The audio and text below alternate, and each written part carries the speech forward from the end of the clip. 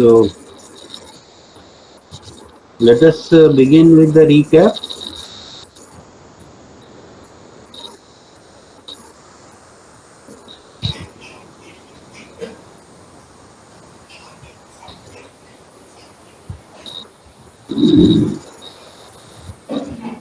Muhammad Abuzar.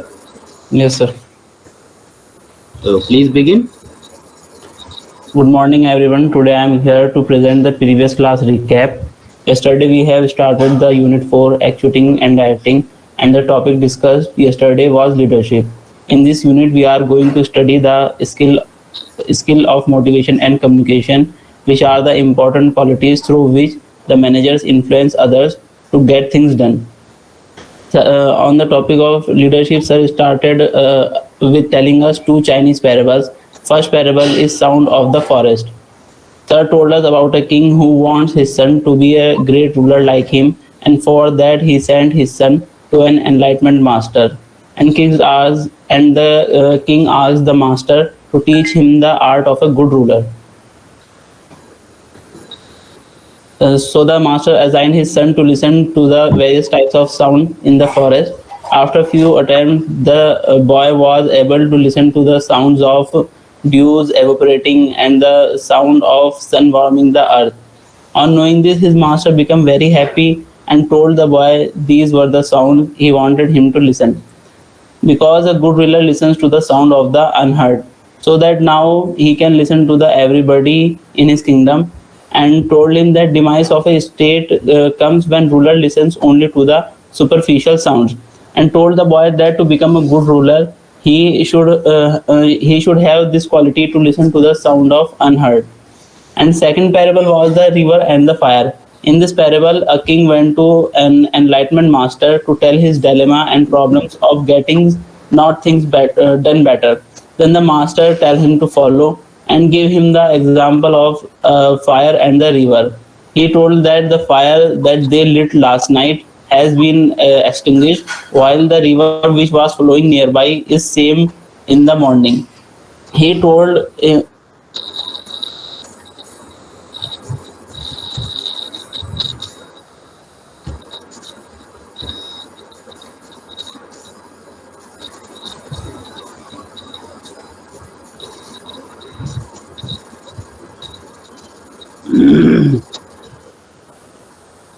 Some problem, Abuzar. Your voice is not reaching us.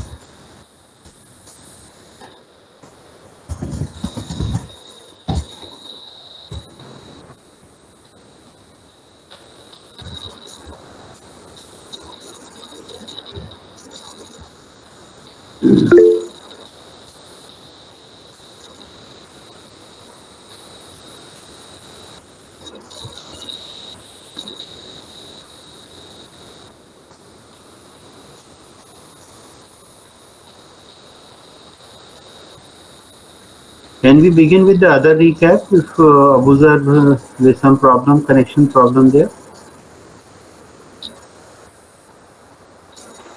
Yes, sir. Okay, Rajat.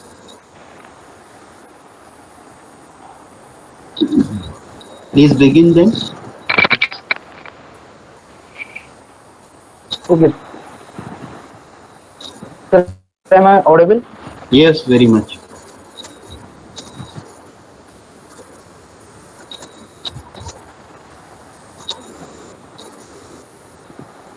Good morning, all of you. I am Rajat Vashni. Today I am here to present the recap of the previous class on the yesterday's topic leadership. Sir started the discussion of the class by giving the example of two Chinese parables.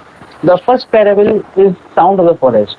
With the help of this parable, Sir gave us the message that leader should not only listen to the heard voices because a ruler is always surrounded by sycophants. A ruler should also listen to the voice of unheard people who are facing discrimination, listen their inner feelings, and also understand the pain of others. The second parable, which title is The Fire and the River. The message of this Chinese parable is basically depends on the characteristic of river and fire. We know fire lit up with full inner strength and then after some time turns to be a ash. But river is immortal. It starts from a little source. Filling the crack and different path. It ends up through the vast and deep ocean. So a ruler should be like a river, fill the pains or trouble of people and become a deep and vast ocean of solution. After this Chinese parable, Sir discussed about the book 48 Laws of Power by Robert Greene. He discussed some laws on the leadership from this book. By the first law was get others to do the work and take the credit. In this law, it is mentioned that use others to get the work done and then take the credit. Sir also give the example of Taj Mahal, which was built by thousands of workers in many years, but the credit goes to Shah Jahan. Next rule is plan all the way to the end. Leadership is like a game of a chess. Plan your moves and understand other moves. Use your pawn to achieve the target by winning the game. Next law is learn to keep people dependent on you. You should not have to give all your skill and knowledge to others. Have some on your so that people keep dependent on you. Next law is pose as a friend, work as a spy. This law mentioned that as a leader, you have to pose as a friend for your team and as well as for rivals, but keep all the information of others for your benefit and keep the strength of rival, his weakness, and use the information at any situation and take the advantage. Next law is keep others in suspended terror. This law mentioned that you have to build some fear in your group. Fear is important. To get your work done, your team has some fear suspension. Here, sir also gave the example of ex-vice chancellor where he used two envelopes to deal with professor and student by saying that he has list of someone who was making trouble and always ready to take action, but he never did some, and he smoothly passes his tenure. Next law is crush your enemy totally. In this law, it is mentioned that when you decide to crush your enemy, don't have some mercy for him. Otherwise, he will bounce back. Next law is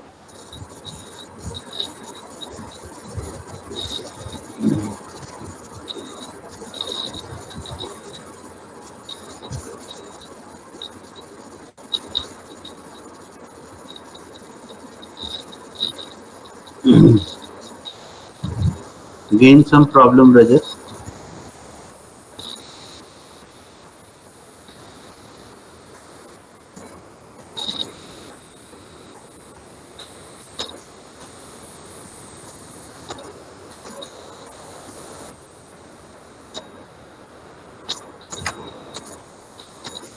avoid the unhappy and unlucky person. Sir discussed this law by giving the example, never skip when someone is down.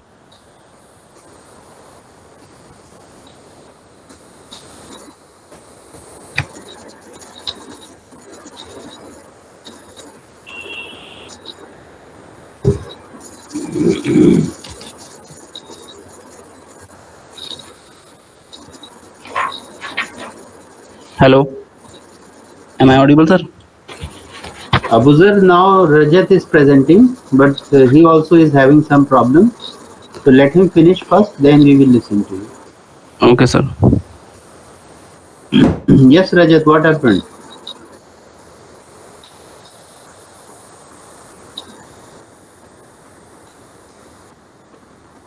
I think Abuzar, now you can begin. Shall I resume from where I left? Yes. Okay, so I was continuing that the second Chinese. Am I audible, sir? Yes, you are audible, but don't narrate the entire story, the gist of it. I'm sorry, sir. Sir, I'm sorry. I'm sorry, sir. There's some internet connection disturbance. Sorry. So, Hello. so shall I resume? Continue, sir. Please. Then, sir, okay. Then sir represented some slides showing us the 48 laws of power by Robert Greene for the idea of leadership. In which first law is to get others work for you, but always take the credit. For this, therefore, the managers or leaders get others to work for them, but credit is acquired by them. For analogy, sir gave us the example of Taj Mahal that it was built by Shah Jahan. In actual, it was built by 20,000 workers for 20 years, but in the end, the final credit goes to the King Shah Jahan. And then the second law is plan all the way to the ends. Analogy to this law is leadership is like a game of chess, and a great leader is always who can think of the several moves ahead, and he should understand how the opponent will behave. The third law is to keep people dependent on you and never tell them all the things. The fourth law is pose as friend and work as a spy. This law says information is the source of power, enhance your power base by knowing your rivals. Fifth law is keep others in suspended terror, which tells us to cultivate an air of unpredictability. Sixth law is crush your enemy totally, ensure total annihilation, else enemy will recover, shall seek revenge. And some others law are like do not commit to anyone and use your absence to increase respect and honor. And sir gave example, if we go somewhere to speak, we should learn when to stop and when to quit, and so we should also learn to speak less than necessary. While we speak, we should also know when we have to leave. Another law is court attention to all at all cost, which means never get lost in the crowd. And then we discussed what leaders do. They basically do three things: solve problems, make things happen, and take stand.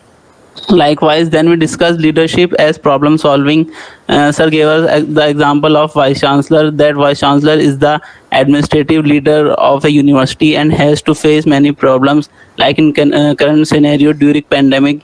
And there is a problem of oxygen shortage and hospital bed shortage in the medical college, so he has to arrange all these things and has to face problem. At last, we can say a leader has to do a lot of firefighting. Thank you. Okay. Thank you, Abuzar. Rajat, are you with us now? Yes, sir. Yes, sir. So please begin from where you have left. Okay, sir.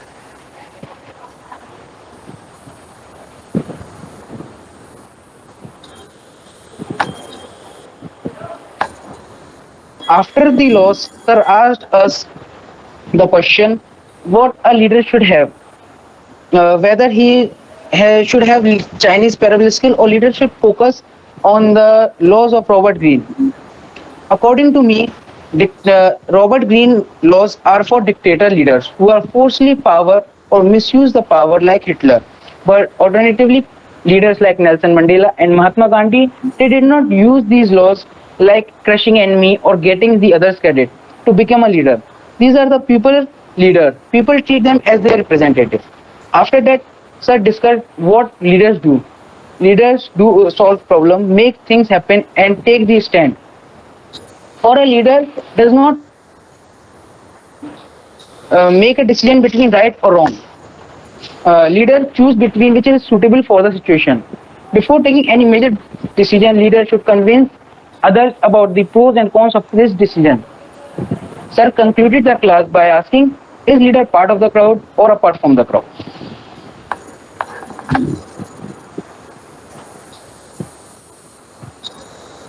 Sir, Thank you. done. Thank you. Thank you, Rajat and Abuzar, for braving out all the technology related challenges and completing the job.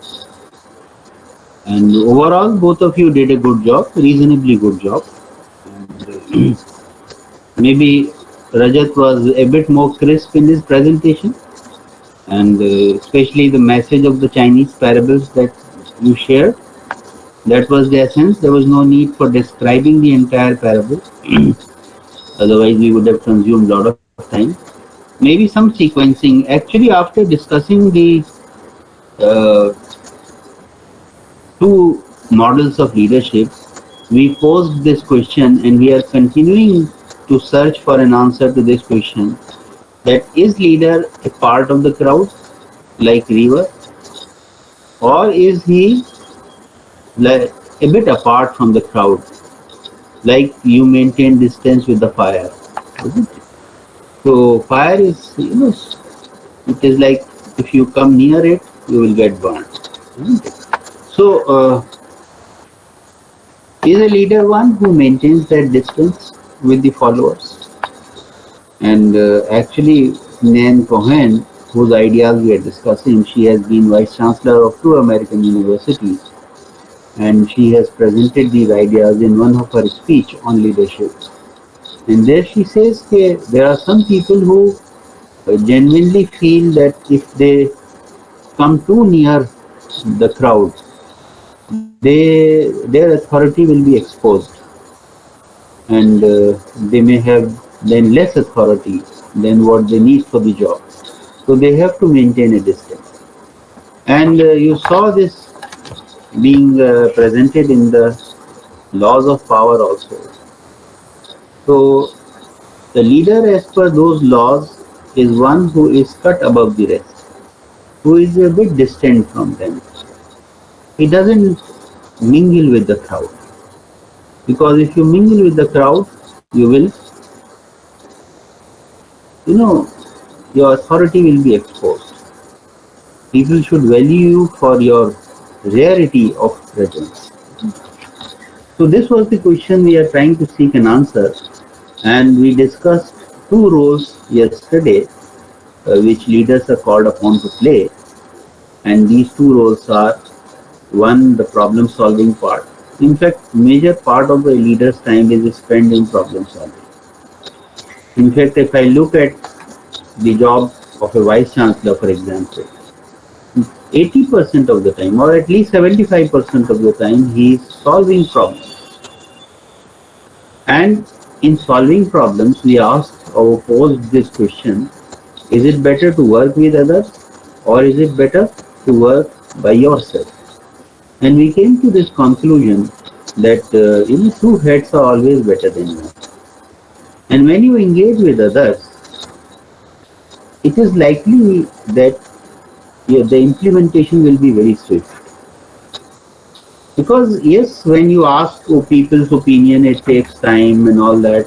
You convince people, you bargain with them, you try to evolve a consensus. That may take time. But then once an agreement is reached, the implementation becomes very easy, because the stakeholders have been involved. They know, for example, if I have prepared a scheme in consultation with the students, the consultation may take time, and agreeing everyone for a particular course of action may be very challenging, very difficult. But finally, when everybody gets involved and it's a collective decision, it is likely that then there will be no resistance at the implementation level. So it is always better to work with people. And we also then discuss the second role of the leader, that is making things happen. So a leader is not one who just maintains the status quo or who preserves what he has got. He has to extend this legacy.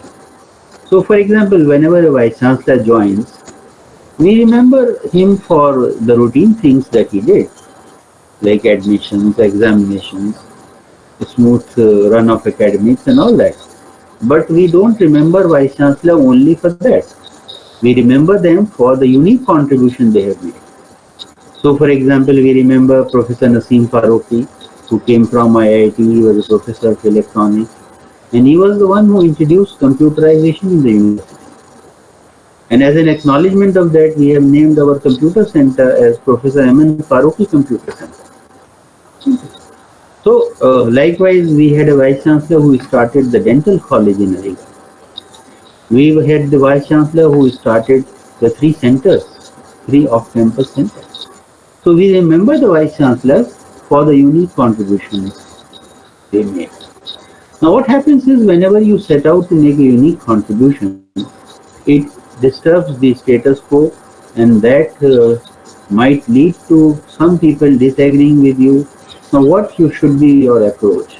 That is what we discussed in the last class, and our idea was that even when you have to make things happen and there is opposition to that idea, like we discussed about AMU Center, it is always better if a leader engages with people, at least communicates the logic of his stand, why he wants to do something.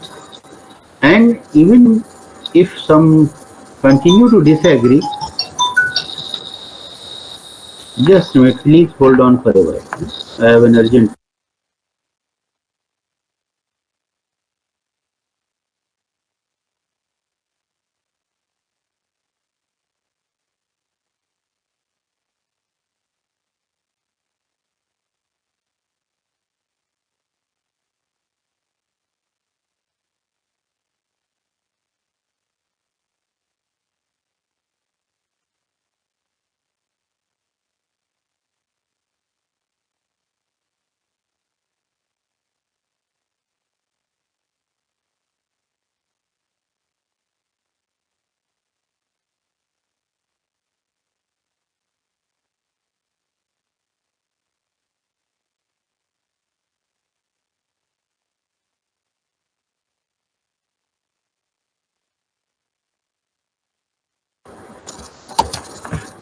Sorry, I'm back.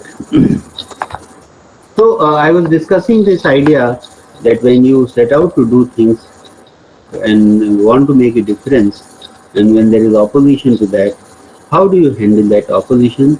And my contention on this account also was that it is always better to engage with people, not to annoy them to such an extent that it becomes a real opposition.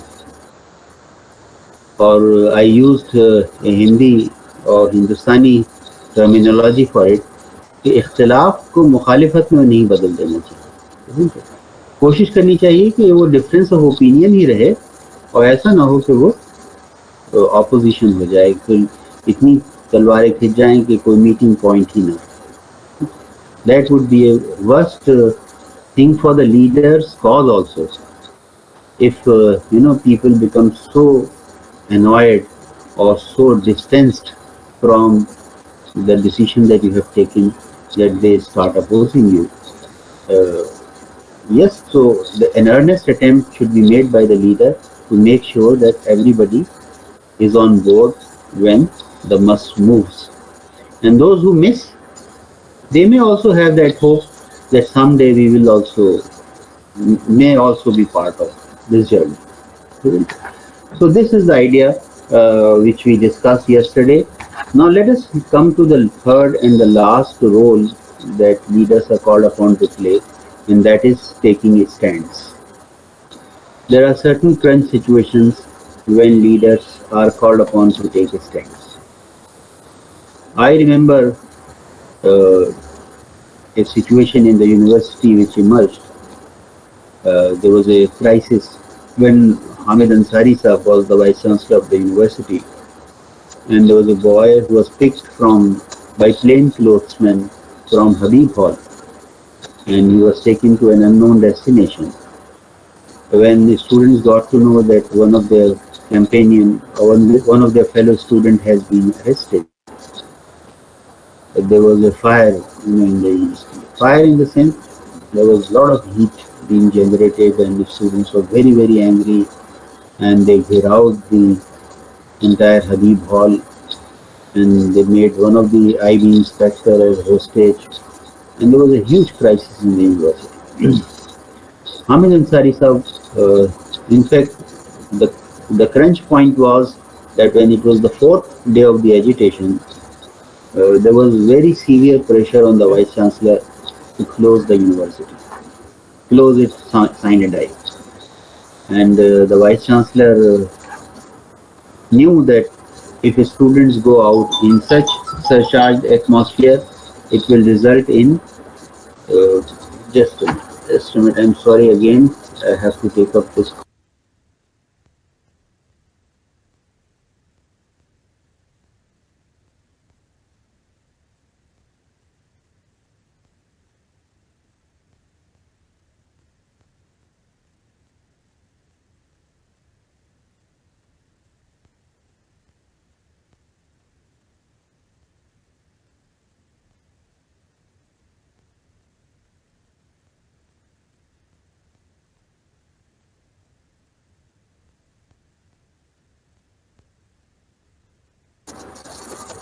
I'm very sorry again. So I was talking about the third role taking a stance, and I was describing you the situation when there was pressure from the central government, from the district administration, from the state government that you should close down the university, and the vice chancellor was supposed to take that stand.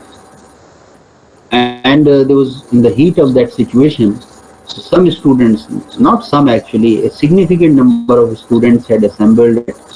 If some of you have seen the university's main gate, just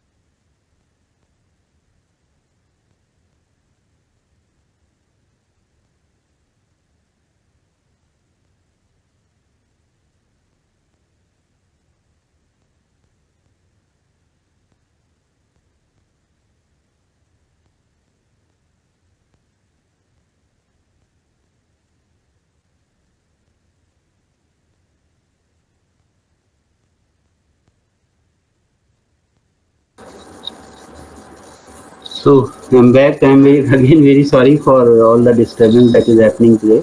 So we were talking about this situation which has emerged in the university, and you have seen, some of you might have seen that Faz Gate, which is a kind of boundary of a university with the district administration.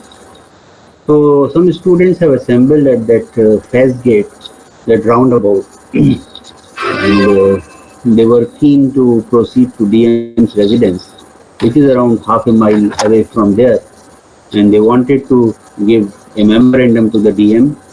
And there was heavy deployment of police over there, and there was an imminent possibility that if they would have gone there, there would have been some clash, and it would have been very bad for the university and the students.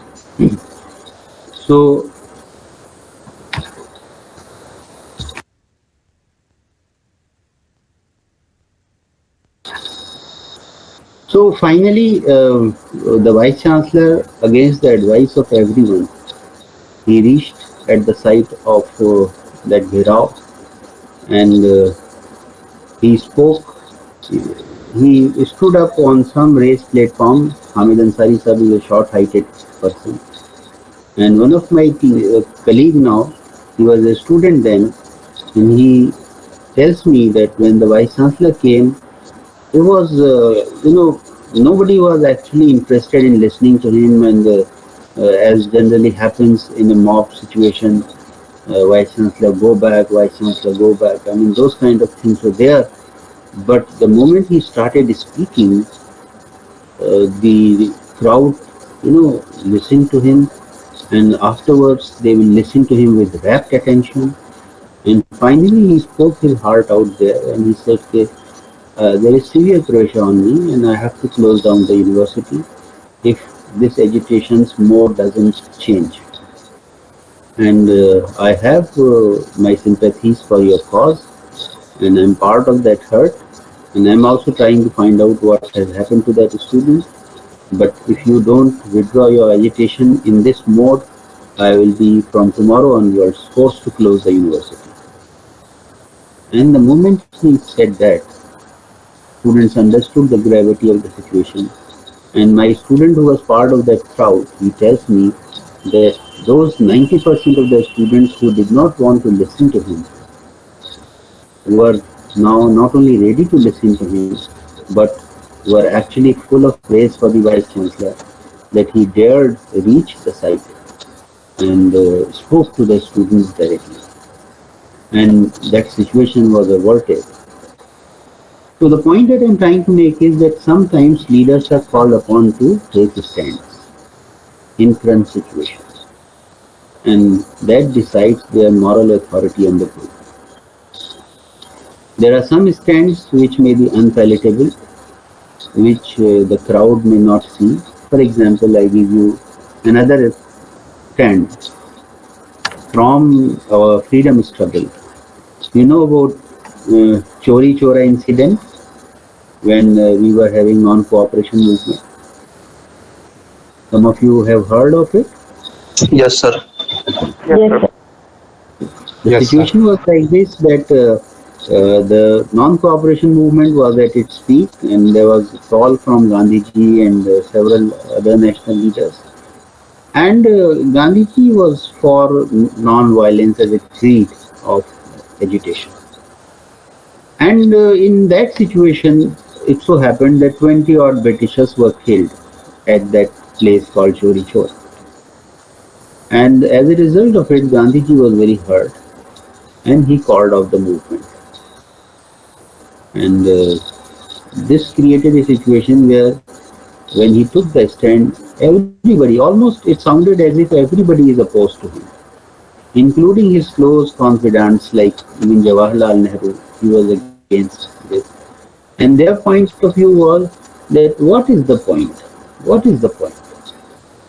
You know, as they say, everything is fair in love and war. So, thousands of Indians are losing life. What is the big deal if 20 odd Britishers have lost their life? And why should the movement be called off, which has reached its peak? And it was only a matter of time when Britishers would have, quitted the country. But Gandhiji said, and he articulated it very powerfully, and he said, I am prepared to die for any cause, for this cause, the cause of freedom struggle. I am also willing to lose my life, but I am not prepared to kill for any cause. No cause is dear to me than a human life, and I will not kill. And as a result of it, he called off the movement, and finally, it did cause some kind of disturbances in his team. But finally, they saw his point, but the freedom was delayed. Freedom was delayed by 6-7 years, because the movement had reached its momentum. And we also know about one more stand of Gandhiji when there was partition of the country and two nations were created. And as a part of division of resources, it was agreed that we will transfer the resources to the newly carved nation, Pakistan. And that time, the problem of Kashmir started, and there was Qabaili invasion in the Indian part of Kashmir. And so the people who were in the government, Gandhiji was not in the government. He never took an official position. So he said that we owe them money. That's the simple issue. Whatever is happening in Kashmir is another matter. But the logic of those who were in the government was that if we give them money at this juncture, it will be used against us in Kashmir. And that is why they were delaying the transfer of resources. Finally, Gandhiji said, no, this is not the done thing. They are a sovereign nation, we are a sovereign nation, We should respect their sovereignty, and if we owe them money, we should give them. And finally, this decision out one of the hardliners so much that one day he came to his prayer meeting and shot him dead. You all know it. So there are some stands which we took may even cause us our life. So what we should do in such situation? This is a very crucial issue. In such current situation, should we take people along? Should we work with the crowd? Or should we walk a lonely furrow because we are able to see ahead of others? What do you think about this? This is the toughest role that leaders are called upon to play, taking a stand.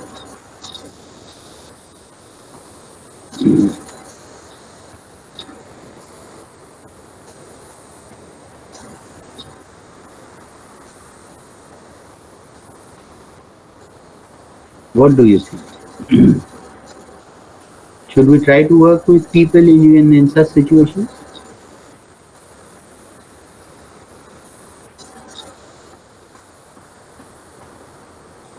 You know, Hamid Ansari sahab also, I tell you because I knew the inside part of administration also. My co-brother was the registrar of the university then, and he shared with me the inside story that all the administrative functionaries who had assembled here, they advised Hamid Ansari sahab not to go into the crowd.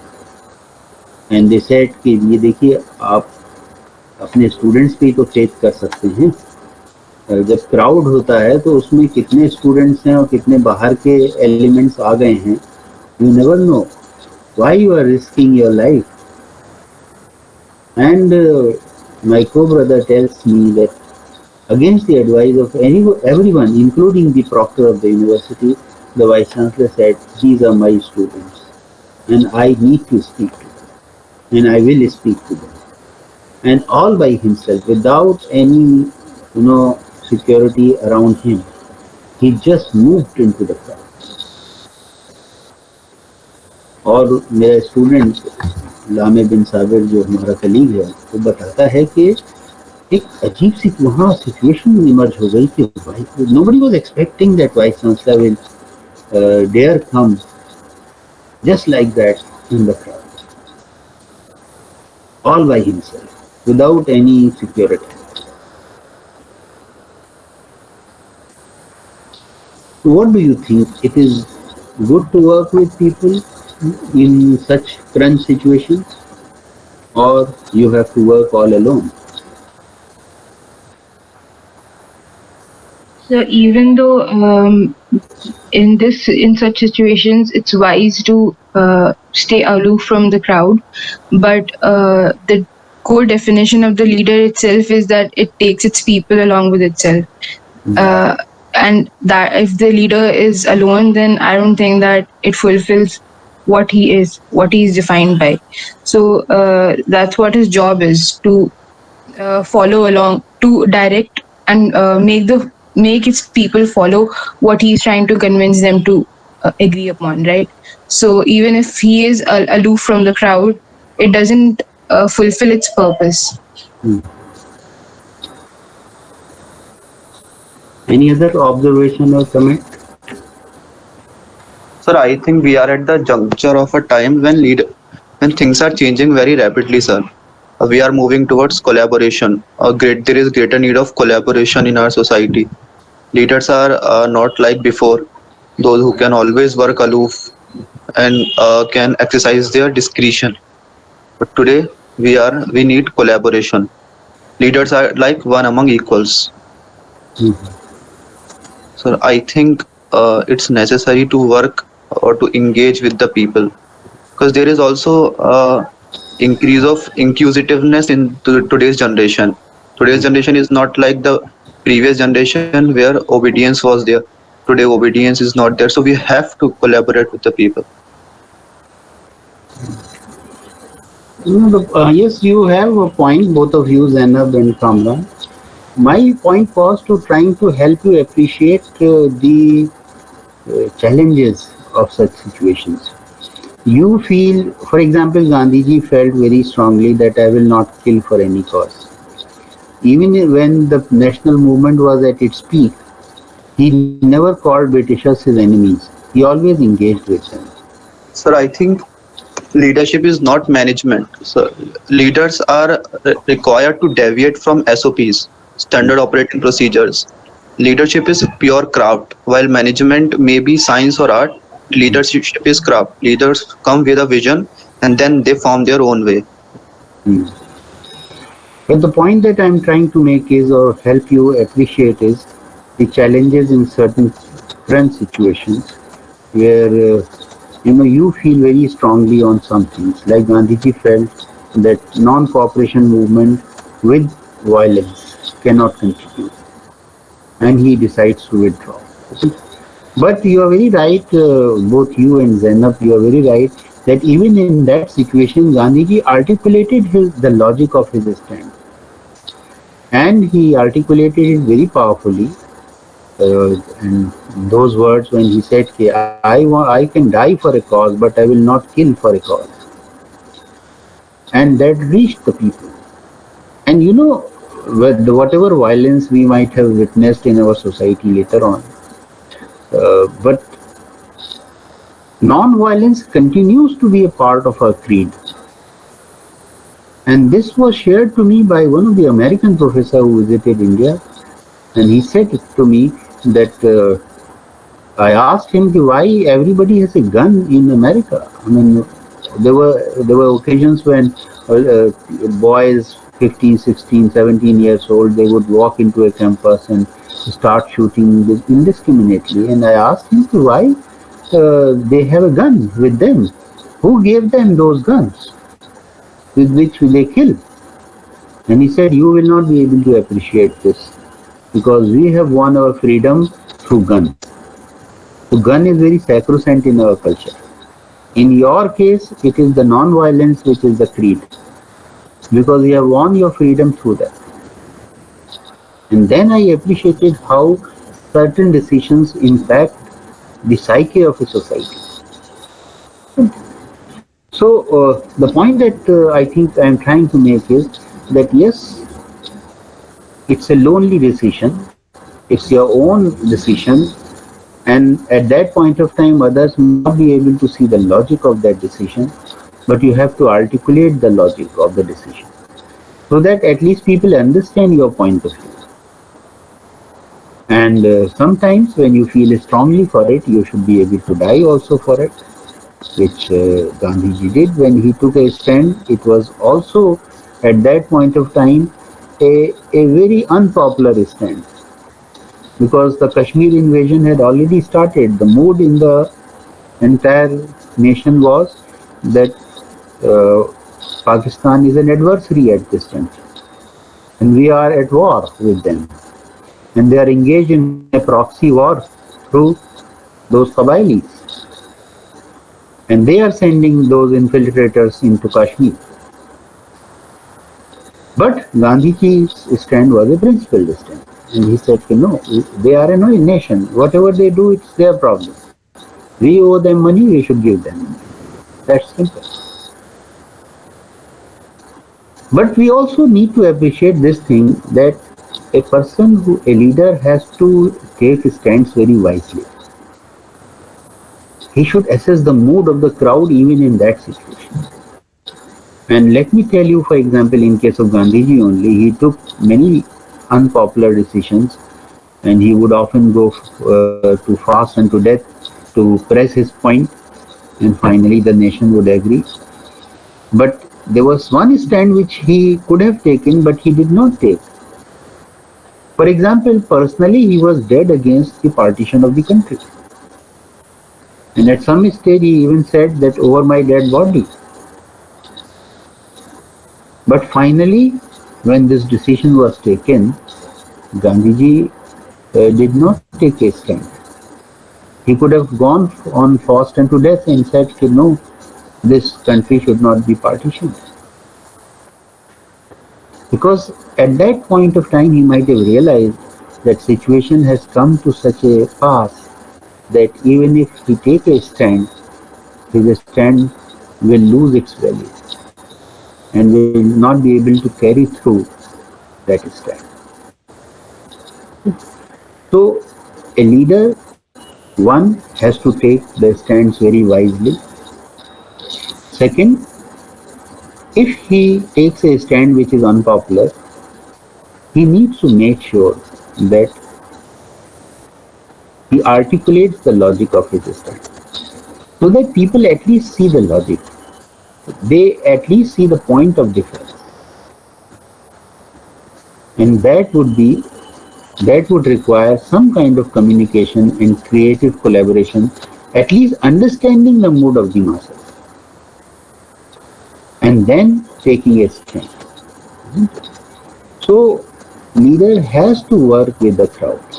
Leader has to be a part of the crowd if he has to be a successful leader. And that is where those Chinese parables which I discussed with you come handy. Maybe after listening to tomorrow's feedback or reflective notes from you, the recaps, I will have some concluding comments to make about these two models which we have discussed up till now, and then conclude this discussion. Okay. So who is going to present the recap tomorrow? From amongst those